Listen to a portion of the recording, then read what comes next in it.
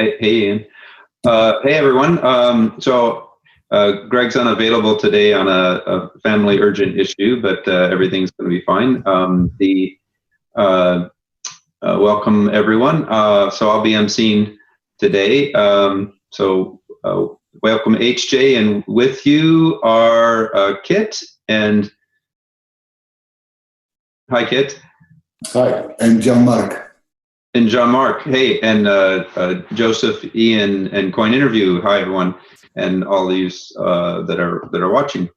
So I thought I'd give a brief update on a couple topics, and then we have a few things to go into more detail with.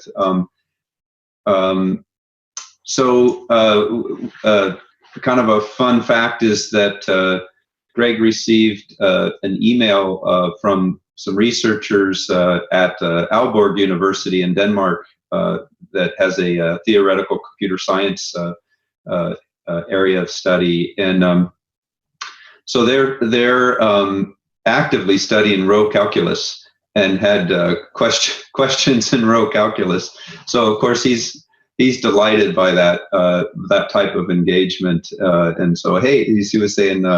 If anyone, if either of the folks on the dialogue are interested in internship or working on rchain, because we're building out everything on row calculus, let us know. So that's pretty cool. On the development side, Pyrefx is starting to come up to speed in certain areas, and of course Mike Stay has been a longtime collaborator with Greg, and they reviewed the bytecode for I guess it was Rosette or the other day, and that went extremely well and fast review, and so Mike is.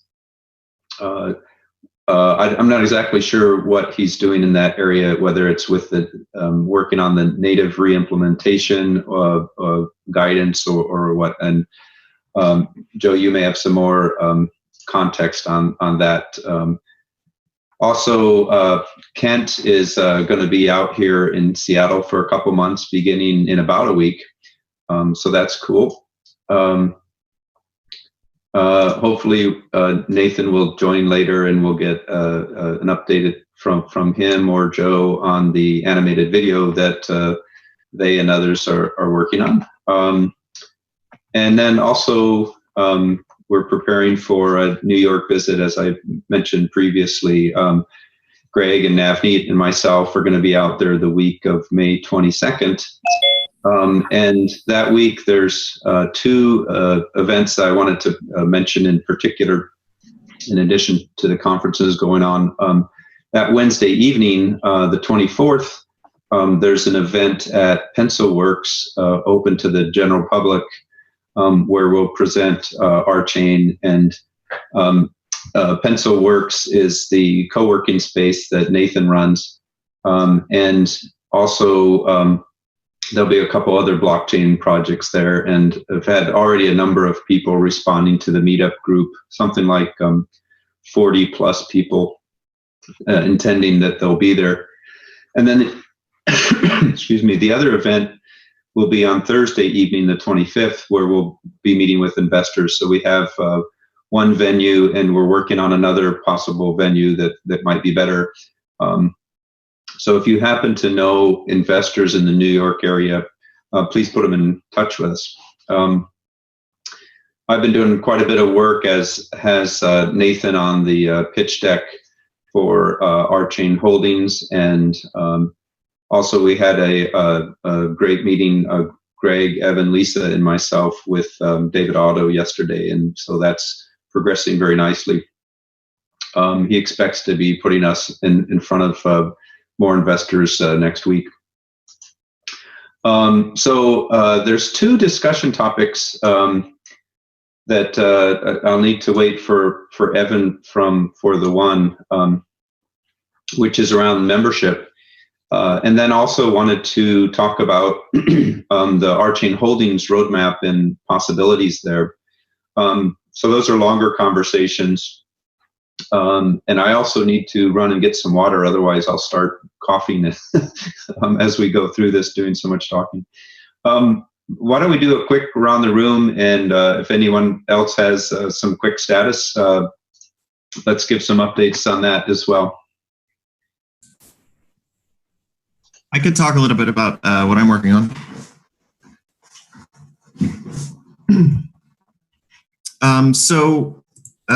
I've been in charge of the cost mechanism, of the economic rate limiting mechanism.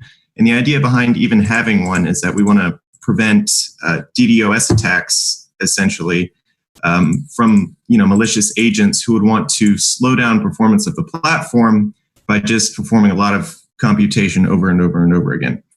So if we charge for computation, the idea is that the platform can't be harmed in any sense. So what is, how do we actually determine how much we're going to charge for computation? Well, typically, or the idea is actually to inject it into compilation. When we analyze a program, and before we run it through optimizations, and before it's ever run on the platform, we want to examine the program and see what it's doing, and then assign costs to each of its instructions. And typically, this is actually pretty common in compiler work, to find the most, say, effective expression, the effective string. A way of optimizing is by assigning your language constructs different values and then creating and transforming the code until everything has the lowest value. But normally that doesn't have any real world fiscal impact. Normally it's just an optimization mechanism. What we're doing is taking that one step further. And so we have to actually examine how much work an instruction takes, then assign it, then assign each instruction to a value. And then during compilation, we're going to solve the same way. Only this time, our cost assignments have real-world fiscal implications. This time, that's what people would actually pay to run their programs. The benefit of this is, one, again, it's secures the platform, and two, that it will optimize our programs automatically for being the cheapest program possible. And that's also good in terms of culture, because it'll create this downward momentum where everybody is always trying to optimize expressions and the language to be the cheapest possible version. So this will keep, possibly, and what I think will happen is that it'll keep the language sparse, it'll keep it simple, and only the things that are necessary will emerge in the language. And that can be hard to achieve on some levels, especially as languages grow. So with that economic kind of push down effect, we can make sure that the only things that exist in Rolang are things which people agree are absolutely necessary, because those are the only things people are going to be willing to pay for. So that's a little bit of what I've been working on. That's awesome, Joe. It's so critical to what we need to have for our phlogiston gas mechanism. And then obviously that gets more interesting over time when we get foreign functions involved, and when we get storage and bandwidth involved. So I'm so delighted you're working on those things. Oh, it's a blast. Awesome. Anyone else with update? Yeah, I could give a little update about the organization of the members. Can you hold that particular topic until Evan joins? I'm hoping he will join. Oh, you went back on mute. So I assume that's a yes. Thank you. I just want him to be part of this, and I'm going to text him as we talk. He said he would be able to join. Any other updates?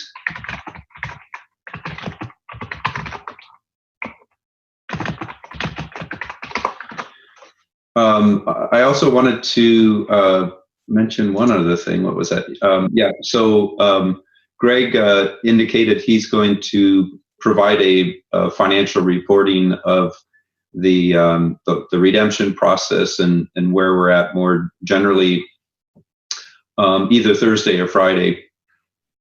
I can give you just some explanation of what that will contain. You know, how many amps were taken in, how many rocks were given out, what the intent is to do with the amps that we collected, which will include converting some of those to Bitcoin and some of those perhaps to US dollars. He's opened up a bank account and so forth, but he'll give all the particulars on that. Welcome, Jim.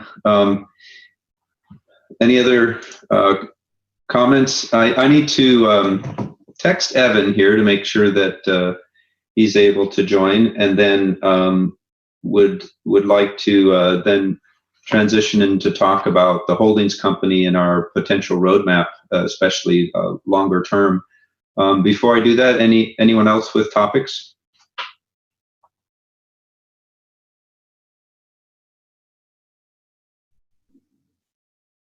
I didn't mean to cut you off, HJ, if you had other things.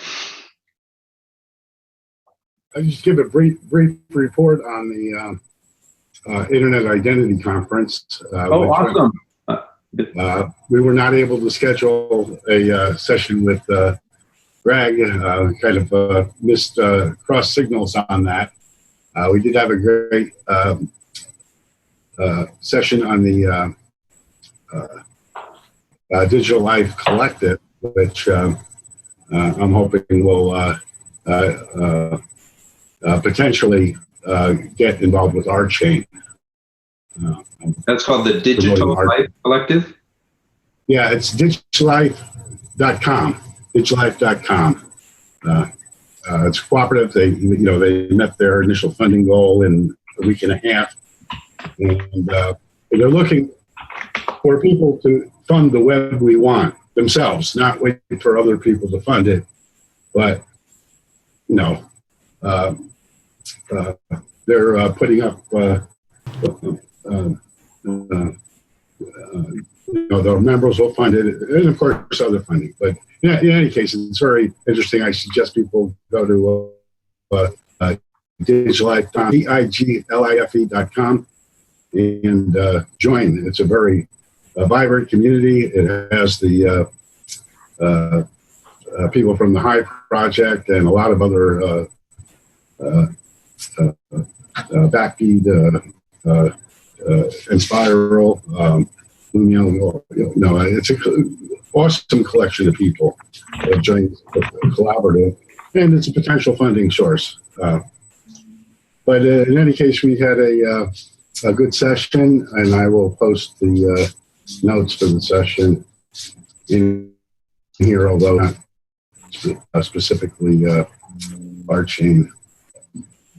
And I think HJ was ready to report. Oh, cool. Jim, I'm so interested in identity solutions. And did you happen to run into Drummond Reed while you were out there? I don't believe so. I mean, there's so many names, but yeah. So he's, among other things, he's working with the Sovereign Project. Yeah, I met many Sovereign people. The directors of the Sovereign Project are leaders, generally leaders at W. So I spent a lot of time this week with the Sovereign folks. Oh, that's awesome. I'll give you a call sometime and we can debrief more, because I'm really interested in this, and I'm trying to get an identity related conversation going on while we're in New York. Probably May 22nd is the target for that conversation. There's a panel, I think it's in the afternoon of the 22nd, that includes Drummond and two other blockchain identity experts. So cool. HJ, Jim thought you might have some additional. Oh yeah. So I'm going out of the queue, and I will tell something about the member organization. So I want to share my screen and show you how much collaborators there are now. Awesome. share screen. So this is the GitHub repository of the members, and we have about 15 active collaborators at the moment, and more people are invited. And it's a simple kind of project management tool. It works only on Google Chrome. There's an extension of ZenHub. And then you can have boards, for example. And then you get the issues loaded in a Kanban style of overview. So, for example, you can click on a subject, and then we have, not as in Slack, general discussions, but discussions about a specific subject, and that will improve then, and finally it gets done. So here you have, for example, about the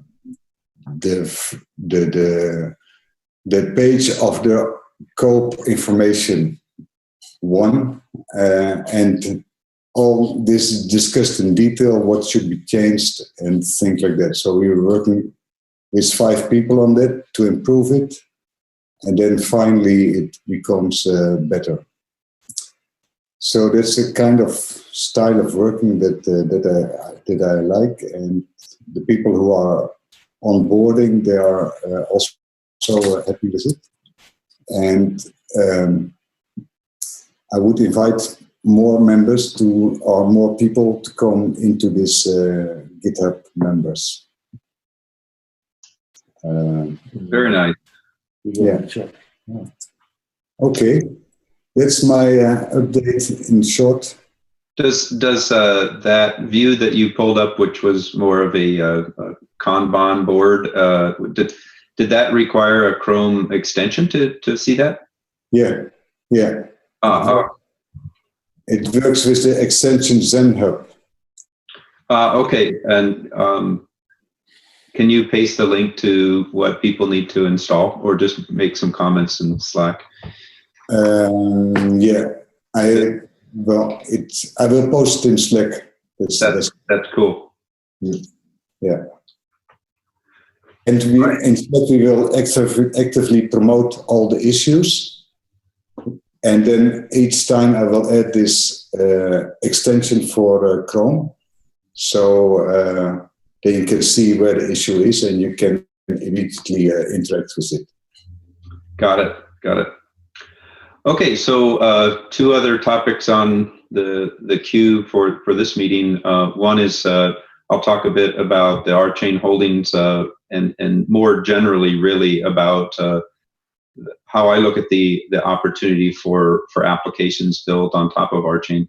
And then we'll talk about membership, especially if Evan joins. If he doesn't join, we may have to put some of that conversation off another week, but I can at least talk a little bit about it. Okay, let me get my screen shared.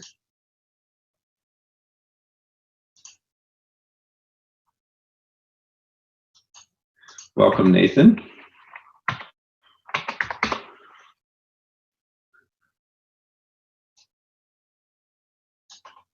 So I wanted to, can everyone see this screen? Cool. So this is one of the way I look at the all the possibilities that,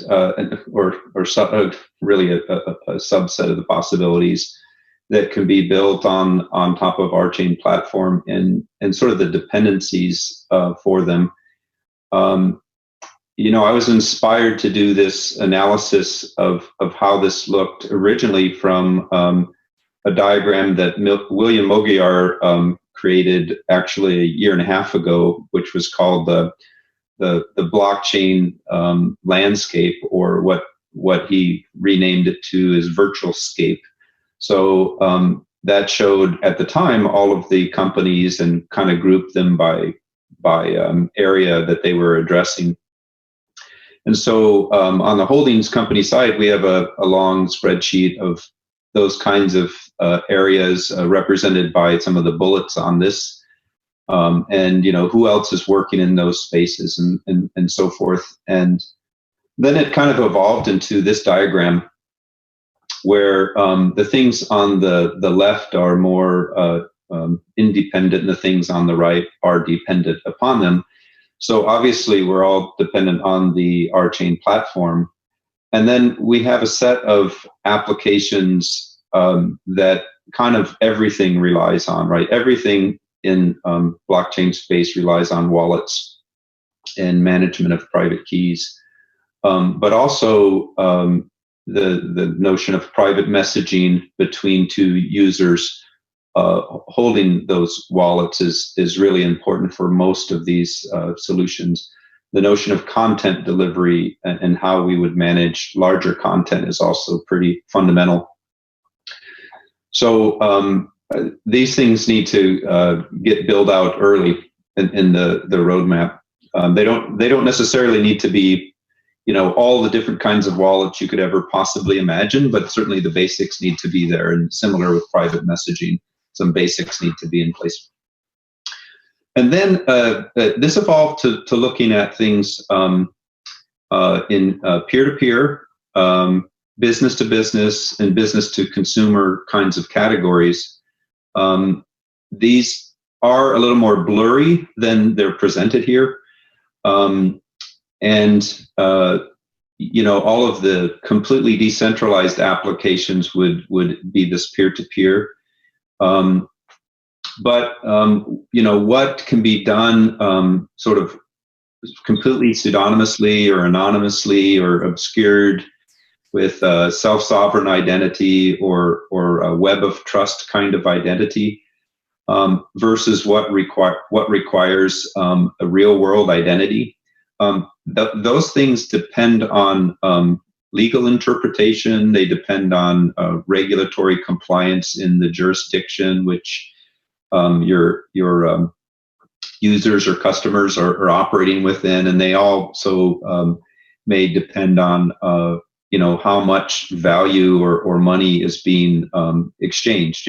For example, there's just as an example, you could fund a prepaid debit card up to $2,000 a day without triggering this threshold, and if you go above that amount, then there's all this other set of regulations you have to apply. So there's all of these thresholds that really determine the level of identity and validation that's needed. But at a simple view, I look at it this way: is that there'll be some set of applications, and it's a long list that can be done completely anonymously or pseudonymously, and then there's, especially when you get large enterprises involved, there's going to be requirements for real world identity. And Jim, you probably heard this a lot last week down in the Bay Area. And so this whole area of AML and KYC is going to be really important to the roadmap of holdings when we're addressing enterprises. So that's also in essence for B2B or B2C when we're talking about in the United States anyway. Those are going to be really important, and so that's why identity is really high on our list to address as well. And what's interesting is just in that box, if you look at the certificates, right, is one step away from identity. If you look at the whole VeriSign infrastructure, for example, it's just ginormous, the disruption that, and if you look at what the Ethereum name service is preparing to do, and as an alternate DNS, just those spaces alone are very exciting, and what that can achieve. And when you link the certificates, or the certificate makes a claim that it's a real world identity that can be independently validated in a trustworthy manner, then this whole area becomes quite interesting. So to the right, which of those application areas the holdings company will work on is not set in stone yet. we're still having a lot of conversations about how and the sequence to address them in. But certainly the things that are sort of on the left 3 columns of the diagram are going to receive a lot of attention early on. And I wanted to reach out and sort of making this open invitation that, if there's an area that you want to work on that with the holding company, please reach out to me. Would love to have the conversation. We're still figuring out sort of the ground rules for that kind of interaction. The holding company needs to be has sort of 2 charters. It has the charter of growing the ecosystem of rchain generally, and it has the charter of building profitable businesses. And so we want to make sure that those things are happening, and with some limited time that we have to focus on those. But we want a number of projects to spin up in parallel. And the holding company does have rocks as a way to provide incentives, and then later we'll have money to after investment is secured and closed to support a number of projects in parallel. Any comments on this diagram or more general questions on holding company?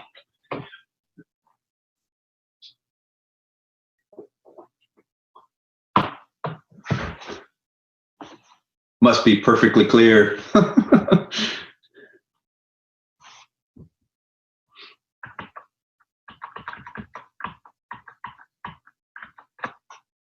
Yeah?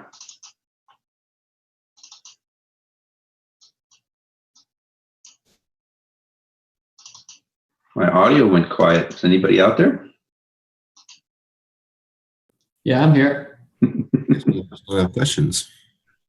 People don't have questions. Hey, Ethan. Hey, what's up? Hey, so yeah, feel free to strike up some private conversations with me on these things. So Evan, the other topic we wanted to talk about was membership process and so forth. And then I wanted to sort of introduce this with a concept of the notion of, there was a comment on Slack about doing things sort of taking the initiative and then asking for forgiveness if there's complaints about it versus asking for permission. Well, the area of money is one that we need to ask permission about first when we implement a process, because it could get the cooperative into a lot of trouble if we do the wrong thing. And for those of you, I'm pretty sure all of you on the Hangout live know Evan, but Evan, for maybe some of you on the YouTube are not familiar. Evan's our general counsel. He's an attorney, works for the cooperative, and he's watching out for compliance and so forth. And so in our conversations with David Otto yesterday, we were talking about cooperative membership. And previously, so there are some constraints about what we can and can't do today on cooperative membership. And so, with that kind of introduction, Evan, you want to lead a bit of the conversation and status? All right. So what we got to do is basically go state by state and seek a exemption for the membership, which sucks, and it's going to take some time. But the people who are saying, ask for forgiveness, not for permission, are sort of misapplying the way that that's used. Like the way that Uber is doing that is, okay, let's do something that's never been done before and figure out the follow on later. And this is not something that's never been done before. This is just something you're just straight up like, not like, you just have to do this, right? Nobody's going to do something that's just totally not allowed and then say, oh, ask for forgiveness. It's like, no, that's not going to fly. So the way that this is going to work, I think, is we're one state at a time going to have to do this exemption. And I'm not sure how we'll handle other countries yet, but I'm hoping that we can get memberships online in a batch of states and then another batch of states, and then keep going until all 50 states are good to go. It's going to be laborious, but I imagine it's the same. I imagine it's the same thing with the Bitcoin, right? They're going state by state, correct? I mean, this is something different, obviously, but to give the analogy, correct? It's more complicated than just saying Bitcoin. Everything is like that, but yeah. So, Evan, if you're going state by state, does it make sense to go for money exchanger license also at the same time? Well, that's very expensive. This is a self-executing kind of exemption, at least in many of the states. I don't know if it's in every single state. Okay. Money transmitter licenses are expensive. Millions of dollars expensive if you wanted to add up all 50 states. So in the case of the cooperative exemption, the way I understand it, you may need to correct me, is explicitly the filing is requesting an exemption from being classified as a security as far as the state regulation is concerned.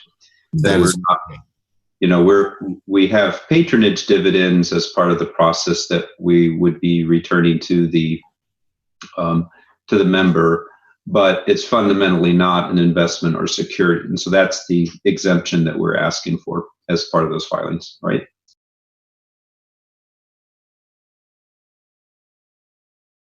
For those who are curious, the exact language that they're going to need to look at is Revised Code of Washington 21-20-320, subsection 16.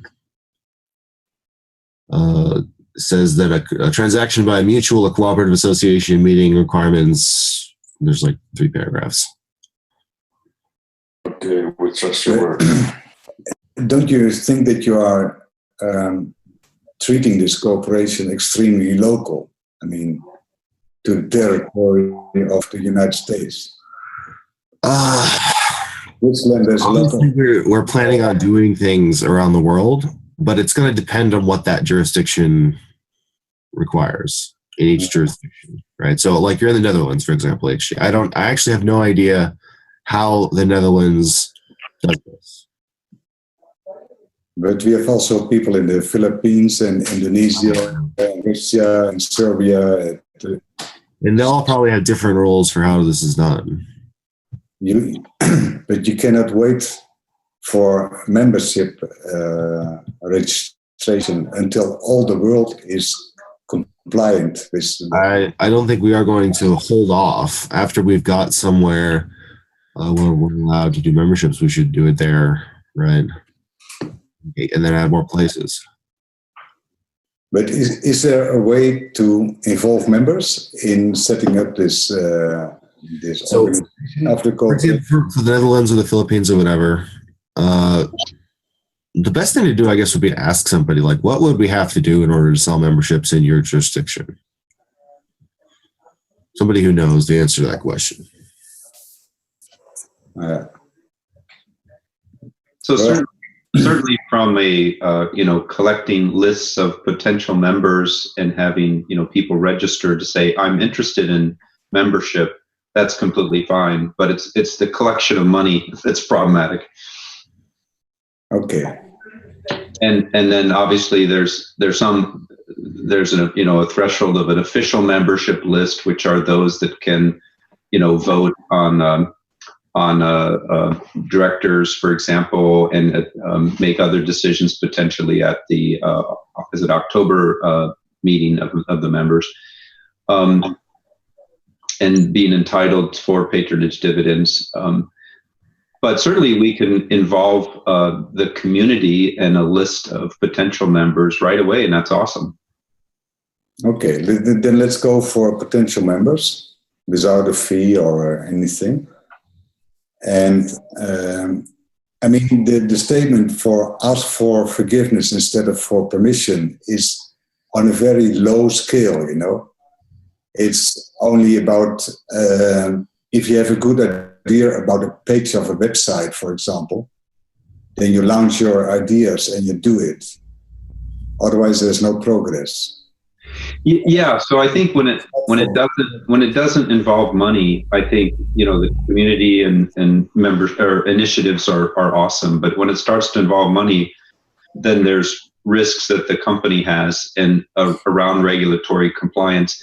It might be the case that it's as simple as, well, we might have to return the membership due, or it might open us up in the worst case, for a class action lawsuit, 2 years down the road. So anyway, we need to just avoid these kinds of risks. The realistic case is just returning the membership fee to rescission. Okay, so that's not too bad at a low level, but getting up to tens of thousands or 1 million members without doing some of this diligence is problematic. Yeah. So I think the other thing we're pointing out is that the membership, the formal membership probably doesn't get you a lot until the platform is running. The patronage dividend is a rebate in the form of the token. And there's probably never going to be a ROC patronage dividend because the ROC is only a stopgap until the platform is up. Once the platform is up, then once in each calendar year, while the platform is running, you count up the amount that a member has put or expended for their member account and calculate the rebate based on that. Yeah, but there's also this idea that one ROC converts to one REV, for example. Do you have then the same situation? You can't actually use a ROC right now on our chain to expend it and to count it towards a member account. Yeah, but the ROC will get a value. We are busy with getting the ROC registered on a lot of exchanges. So it will get some value.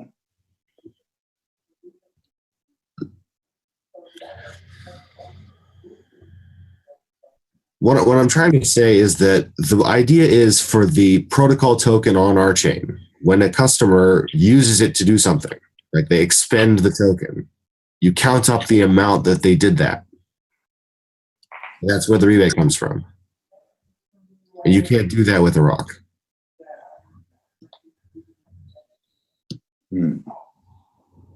So what's the ROC then for you? It is equivalent to one of those tokens on our chain. But our chain is not running right now, so you can't give somebody an our chain token yet. But there are hopes and speculations on it. Why is that? So yeah, I mean it will get. Remember, right? It doesn't. You're not going to get a patronage dividend based off of ROCs. Does that make sense? I don't know. Does it make sense? Well, yeah. So one, the cooperatives isn't going to have income from the platform until after it launches. And then it will be on revs. So the way that there is income to the co-op in my interpretation of that word. For example, during the exchange of amps to ROCs, the co-op took in amps as income. So the co-op has had income, but I don't believe the intent is to distribute any of that. And instead use it for hiring software developers and others. So we're still talking probably a year or more out before the platform is up and running with revs. So this won't be an issue. I think HJ, let's be clear on this point, right?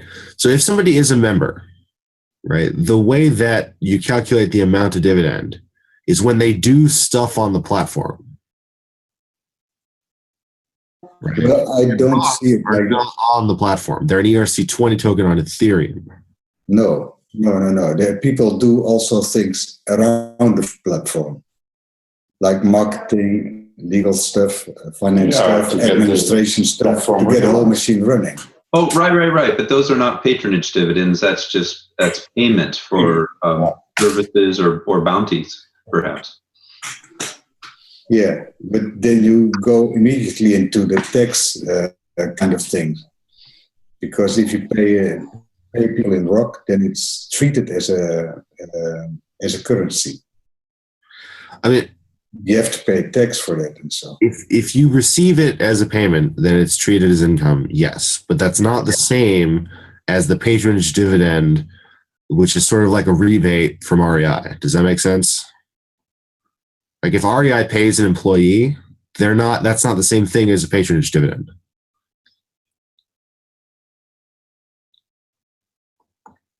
Well, I think we have to launch this discussion offline and then get a good statement about it, because I'm pretty mixed up with it. Well, I support everything Evan is saying, and it's to me very clear the boundary. So just to echo some of your points, HJ. The co-op does want to pay people in ROCs, does want to provide bounties to people in ROCs as a way of rewarding them. That's taxable as income to the individual and potentially to the co-op if there's capital gains on it. Many of us do want ROCs to be listed on an exchange, but there's a bit of hazard for the co-op to take a position encouraging that, because we also want to avoid securities classifications. So that's why certainly the officers and directors on the co-op have been pretty quiet on this topic. But again, like Evan just said, the patronage dividend is something very specific in the bylaws, and it's to return excess or whatever the board chooses to distribute back out to its membership based on its usage on the platform. So the first distribution would happen approximately 1 year after the platform launches. That would be the first patronage dividend that could occur. Does that make sense?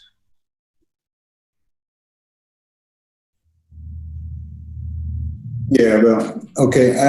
I will. Let's start an email conversation about this, because I understand a lot of things, but it's not completely clear as water to me.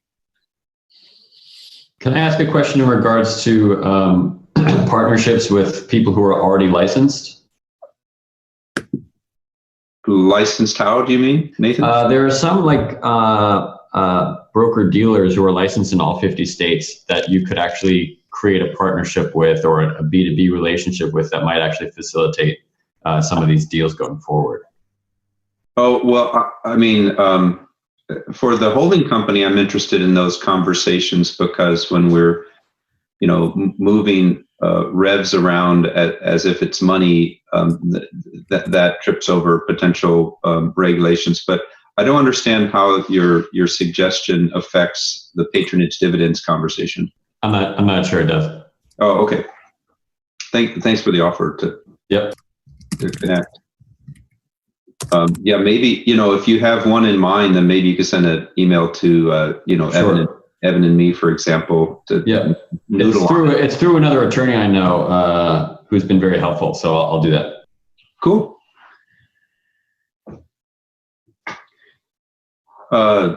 Others, questions about patronage dividends and membership process?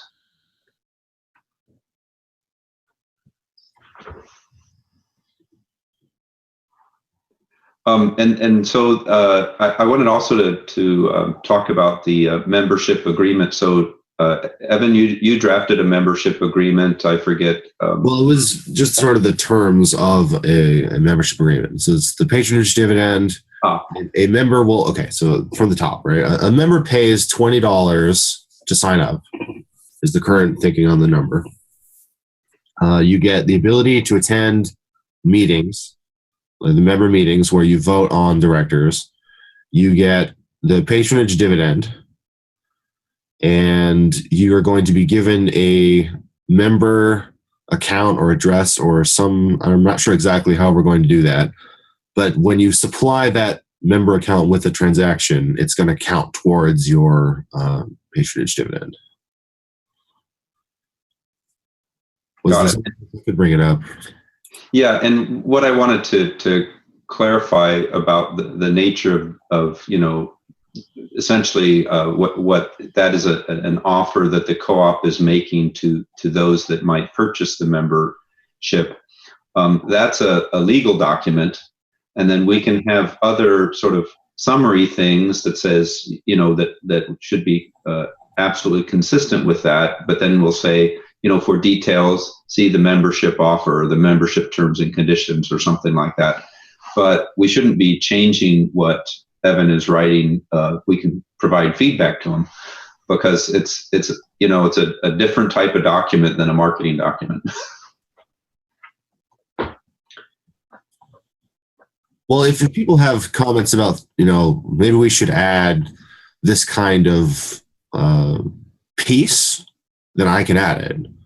But you're right. You probably shouldn't have people editing. So I forget who it was, but in watching the GitHub issues, or maybe this was on Slack, one of the community members made some significant revisions to it, and so I just don't know where the quote unquote the official, meaning the legal draft of that is. But again, that's a great conversation to have, but we just need to be clear, around what the regulatory and legal compliance stuff is versus marketing, and then it's two kind of different worlds that should align ideally. Right, Evan? Yeah. All right. We have met the enemy, and it is marketing. So they would say we've met the enemy, and it's attorneys, but then. Yeah. Marketing is just fine. No. It's fine, Nathan. I'm just kidding. Oh, that was all in good fun. Okay, other topics for the call? If none, we can wrap up a little early.